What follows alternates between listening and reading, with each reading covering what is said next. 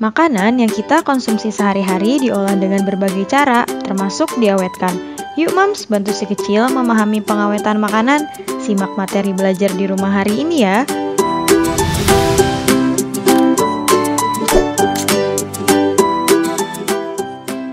Apa saja yang harus diperhatikan dalam proses pengemasan ikan laut agar tetap segar? Hal-hal yang harus diperhatikan saat mengemas ikan laut agar tetap segar tergantung apakah ikan akan dikemas mati atau dalam keadaan hidup. Untuk mengemas ikan laut mati, caranya: pertama, menangkap ikan dengan hati-hati agar ikan tidak luka. Kemudian, cuci ikan sampai bersih agar tidak ada lendir yang menempel. Kedua, siapkan wadah bersih dan kering. Ketiga, siapkan es batu dengan perbandingan 1:1. Keempat, lapisi dasar box dengan es batu setebal 4-5 cm. Kemudian susun ikan di atasnya, lapisi lagi dengan es batu. Untuk mengemas ikan laut hidup, caranya: pertama, siapkan alat dan bahan yaitu box pengemas. Kedua, alasi box dengan es batu. 3. Pingsankan ikan secara bertahap dengan cara dimasukkan ke dalam air bersuhu 10 derajat Celcius sampai 15 derajat Celcius. 4.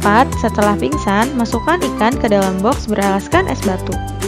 Mengapa masakan Indonesia beragam? Dapatkah keragaman masakan Indonesia meningkatkan kesejahteraan masyarakat? Jelaskan. Masakan Indonesia beragam karena Indonesia memiliki sejarah panjang terkait penjajahan serta keragaman rempah yang hanya bisa ditemui di Indonesia. Indonesia adalah negara kepulauan dengan perbedaan geografis yang mempengaruhi berbagai aspek, termasuk ketersediaan bahan makanan. Tiap daerah punya ciri khas kuliner tersendiri karena keragaman bahan yang digunakan. Contohnya, makanan bagian utara Sumatera yang bercita rasa pedas karena andaliman, dan masakan timur Indonesia yang lebih cocok dimakan dengan sagu. Masuknya negara-negara ke Indonesia pun membawa pengaruh akulturasi budaya kuliner. Dahulu, Indonesia termasuk pusat perdagangan dunia, sehingga banyak pedagang India, Cina, Gujarat, maupun Eropa yang singgah. Kedatangan para pedagang ini memengaruhi masakan-masakan daerah tertentu. Seiring perkembangan zaman, masakan Indonesia makin terkenal kelezatannya di dunia. Keragaman masakan ini bisa dimanfaatkan menjadi industri kuliner yang meningkatkan kesejahteraan, sebab aneka kuliner Indonesia sangat menarik dan lezat, sehingga cocok untuk dijual di restoran. Coba jelaskan bagaimana cara memasak rendang dan apa yang menyebabkan rendang tahan lama. Rendang adalah makanan khas Sumatera Barat yang terkenal kelezatannya hingga ke luar negeri. Cara memasak rendang sangat lekat dengan tradisi. Berikut cara memasak rendang. Pertama, potong-potong daging berbentuk kotak dan haluskan bumbu halus dengan blender atau batu giling.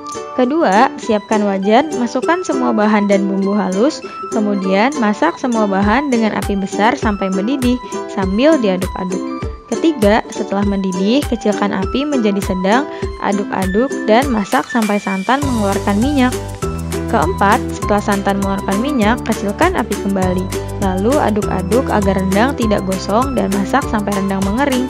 Kelima, jika menginginkan rendang yang kering, waktu memasak yang diperlukan kira-kira selama 8 jam. Selama waktu memasak ini, rendang harus terus diaduk agar santan tidak pecah. Karena cara memasak inilah rendang menjadi awet, sebab rendang dimasak hingga kering, tetapi bumbunya meresap dan membuat daging lebih tahan lama.